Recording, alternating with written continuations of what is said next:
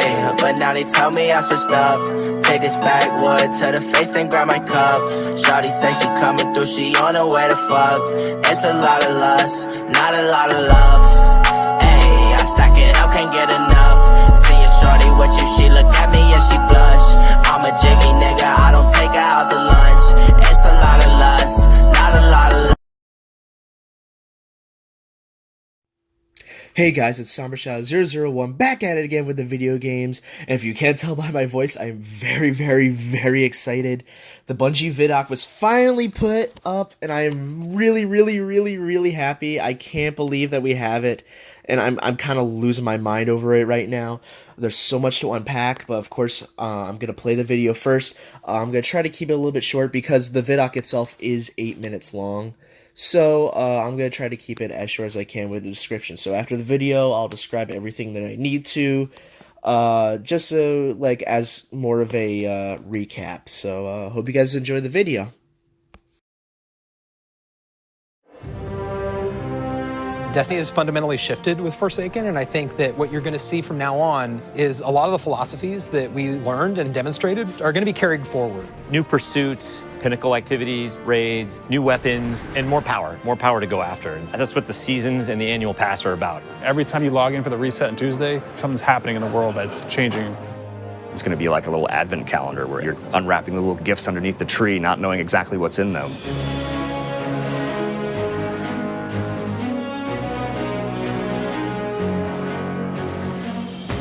We're not trying to do DLCs anymore. We're not trying to introduce a brand new campaign. Instead, what we want to do is deliver 3 full seasons of content that can last for an entire year and that is coupled with the end game and matches the way players play Destiny.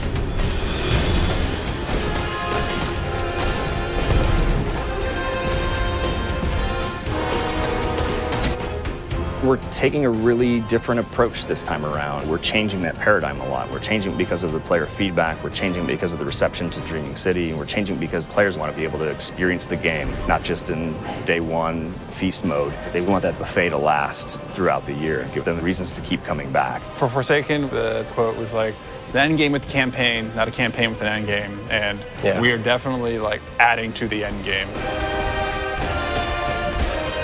Seasons are really about having content that is available for all players. It's Iron Banner, Crucible, holiday events. But Annual Pass is about having this additional layer of premium content on top of that. The most exciting Destiny is that kind of unexpected Destiny. That is so cool. They like open up portals. We had secrets in Forsaken, and now we want to do more secrets. We can't talk about those, otherwise They're they not wouldn't secret be that anymore. So the nature of trying to surprise people is that sometimes you're going to land things and sometimes you're not. The Forsaken Annual Pass is about continuing to like take those chances and take those risks and trying to surprise people with the different ways that we're going to deliver content. Dude, this is awesome. It's tasty, nutritious, and delicious. It is dead taken. Whisper of the worm. Heck yeah. Woo, baby. I'm not at 600 yet. I don't know if you are, but like 580. 580. Yeah, 564, I think. He went on vacation. I went on vacation, so. Every season, we are going to be raising the power cap by 50 for all Forsaken owners. They're still going to get new gear. They're going to get to raise their power to improve their Guardian. For the annual pass, we want to provide a new way for you to pursue the end game. So in Season of the Forge, that's going to be the new Black Armory forges and a new Horde mode based experience.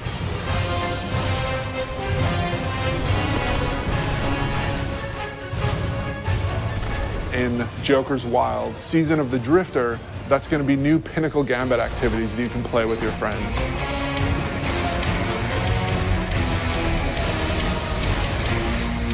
And then in Season 7, the focus is really on discovery and subversion and exciting new secrets that we can't wait for players to discover themselves. But the annual pass really starts going in earnest in December. That's going to be when you're going to discover the Black Armory. You are not welcome here, Guardian. Ada is representing the Black Armory, a faction that you've never heard of before. The Black Armory is all about mystery. They're all about being the ultimate weapon crafters. Ada has been keeping the secrets of the Black Armory since the Golden Age, trying to keep them away from Prying eyes of the Vanguard. keep them away from the prying eyes of the Vanguard. She doesn't really trust Guardians, but some of the secrets have been lost even to her. She needs you to go out into the world and hunt down each forge. Reclaim it, reignite it, and build out the arsenal even further. You will have to push back waves of enemies so that you can actually get your components into the forge and manufacture your weapon yourself. You're the blacksmith, and you are forging those weapons. Yeah. Like sci-fi meets magic. We've heard players asking for matchmaking and activities. This new Forge activity delivers on that. We're trying to address the challenge with like Escalation Protocol and Blind Well, where we know you want to play with people, you want to matchmake with them, and so this is our first step into solving that problem. The Black Armory is these lost craftsmen who develop these special weapons that from founders we haven't seen before, all coming from the Norse and Japanese and French family lines. There's 3 families that were involved in the Black Armory. You can definitely feel the theming in those weapons and the backstories and how they came to be and the roles that they perform. Izanagi's burden is the crazy sniper rifle, where you have a magazine of 4 rounds, and if you do the special reload, it actually crams all 4 bullets into a single round that does damage. That is brutal and will like totally compete with Whisper and Sleeper. It's a sniper rifle that can body shot an enemy. That's all I need to say. The bow is from the Fringe family. It's beautiful. It feels a little thorny in the way it plays. If you like Thorn from Destiny 1, you're gonna love this bow. Jotun is the fusion rifle. Goes on your hand. It goes on your hand. It's the arm blaster, as it was affectionately referred to, and it fires a giant fireball slug that will set the ground on fire. And it follows you. And it will track you down and murder you. It knows where you live. So we've got 5 new exotics, including 4 brand new awesome weapons and 1 old favorite.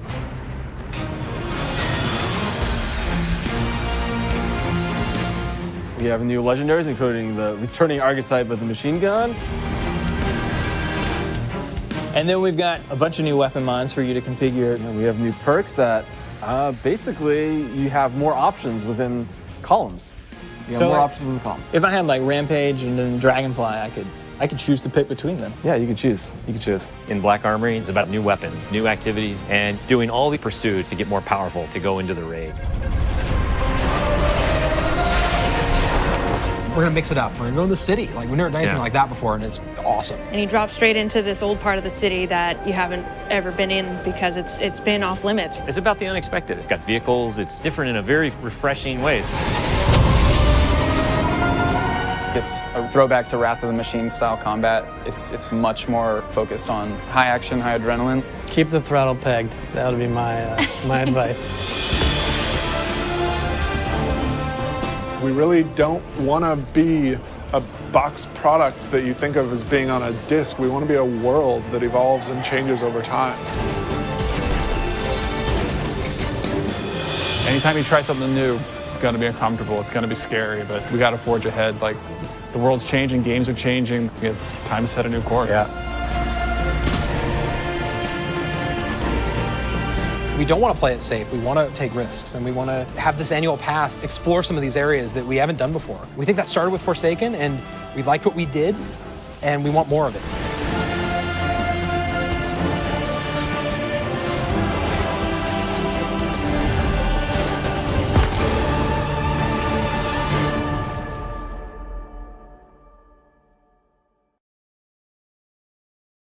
Okay, now I know that was really, really cool and epic, but right now I'm just going to rapid fire through what we saw. So, beginning, we see the Dawning. That's cool. I'm down with that. That's really, really cool, and I like that. Okay, I'm just going to go as quickly as possible as I can through this. So, they mentioned that we're going to have seasons of content throughout the entire year. Of course, we knew this with Annual Pass, but it turns out if you don't have Annual Pass, you still get content. So, there's both free and the paid content with the Annual Pass. I see that we do get new exotics in the free content as well, which is really good. I see quests, so I'm happy about that. So, of course, we see exotic quests. Perfect. Power increase. We'll talk about that a little bit later. And, of course, always new rewards and more secrets, kind of like Whisper. The more secrets I'm really happy about. I like that a lot. New rewards, hell yes. Exotic quests, definitely a hell yes. The power increase, I don't really like that much. I'm nowhere close to level 600. If you hear in the video, he says that he's 564. No joke, that's exactly the light level that I am at right now. So that's gonna be rough, especially for my two friends I always play with who are racing to get to 600. Now that they know that that doesn't really matter, that's gonna suck for them. Anyway, we see machine guns. Awesome. Legendary machine guns. So here's what they raised the power level cap by 50. I get it. I like that's a small increase. I'm glad it's not all the way to 700. I would have had a problem with that. So it's going to be 50 each mini expansion. So we're going to end up with 750 as our max light level, or power level rather. That's okay. It doesn't really matter to me, honestly. I'm kind of fine with it either way.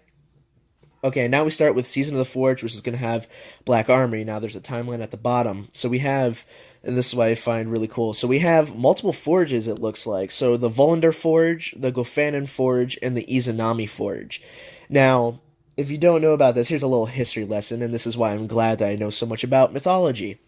Volander is Norse. He's actually the Norse blacksmith of the gods, kind of like how you have Hephaestus for the Greeks. You have Volander for your for more of your your Norse. So you got Thor.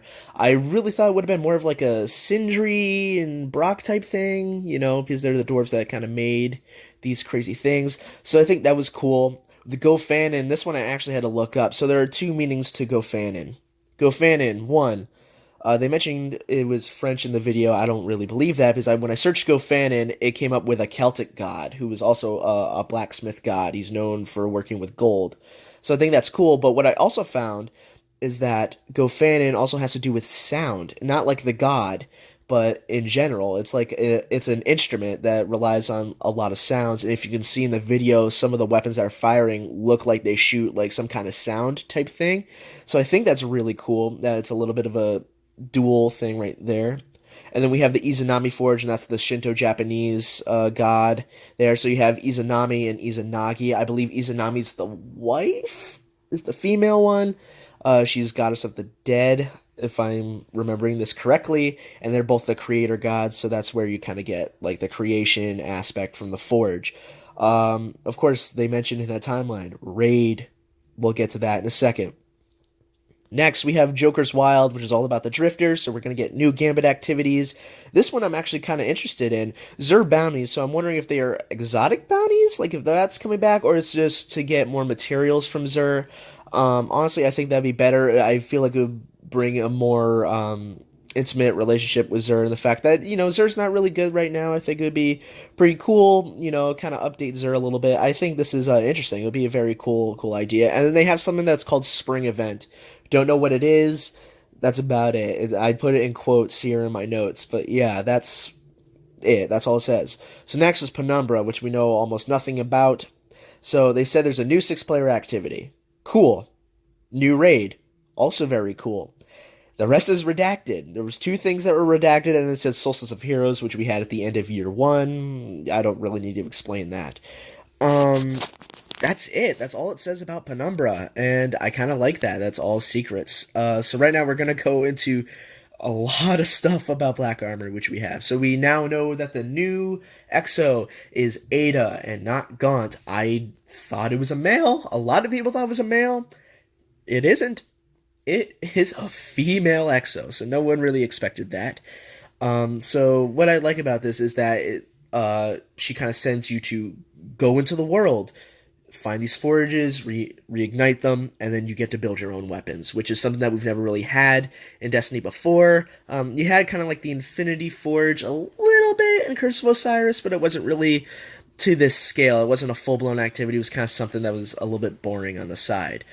So with this new Forges event, there seems like a horde mode. Waves are coming at you. It's very Escalation Protocol-like. I like that. You kill certain enemies, you get weapon parts. Now here's the great part about this, and there might be mic peaks inbound because I'm gonna scream so loud. These are all about the exotics. Oh my god. So the new exotic sniper, Izanagi's Burden, which I think is a perfect name. So it's the sniper rifle that we've been seeing, so my theory was wrong. I never mentioned a theory in one of my videos. I had a theory with my friends about this sniper rifle. I saw what it looked like. I saw the two fish circling each other, and I thought maybe it's a weapon that could switch between dark and light, because that would be really cool. They showed in the video that was shooting a green-like projectile, which is kind of synonymous with the thorn. So I thought, oh, maybe you could switch between light and dark, and that'd be really, really cool. You can't. It was an idea that I came up with, and I knew it was too good to be true. But what it does is you do a special reload. It crams all 4 bullets into one. You can basically one-shot, body shot anyone, and it's apparently what they say is it's good enough to compete with Sleeper and or Whisper of the Worm, so we'll see about that. Then they have an exotic bow. They did not name this bow, unfortunately, so we don't know the name, and I feel like maybe the name is a hint towards something. Because they did say specifically that it feels like very thorny, like it's the thorn, so it might be something that's tied in with Dredge and Yor, or the Shadows of Yor. So that'll be very cool to find out once we hear more about that.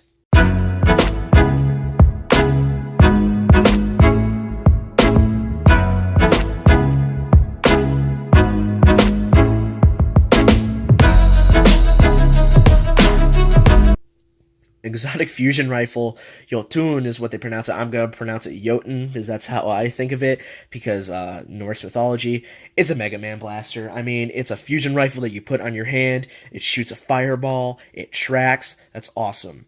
So those are the only 2 exotics that are named. The next exotic is the grenade launcher, which I lost my absolute mind when I saw this.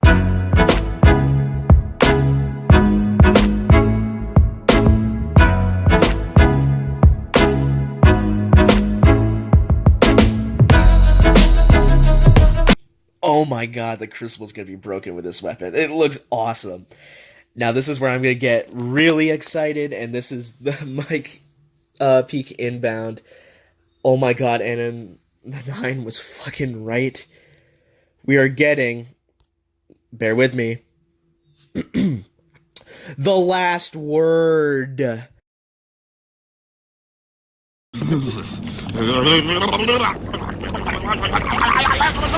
What did you say, nigga? Just let that sink in for a little bit. Okay, just let it sink in just for a little bit longer. I know, right? The last word. I'm losing it.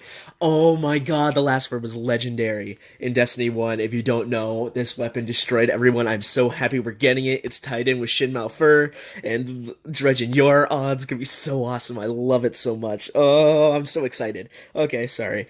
Next, we have new legendaries and perks. We see some of the pinnacle weapons for the new, for Crucible, Gambit, and the Vanguard, which means strikes, nightfall, all that. So that's really cool. I like all of that. New raid for Black Armory. Oh my god. The raids in the last city. My dream has come true. I've always wanted this. This is so interesting. I love it so much. Oh my god, I am going to crap my pants. Okay, anyway, that's all the stuff that I had to go through. I told you I was going to be really quick with it. Anyway, I hope you guys enjoyed the video. I hope you guys are as hyped as I am. Remember to like, comment, and subscribe. And Apagando las luces. 6 and West Roof, I can see it all. Hold on to my hand, that's my little dude. Look at Kenzo, slagging like it's Paul. One for the occasion and get your good suit. Fuck your reservation, bitch, I brought them all. Look at where you came from, Californication. Since a little baby, skating in boogie boards and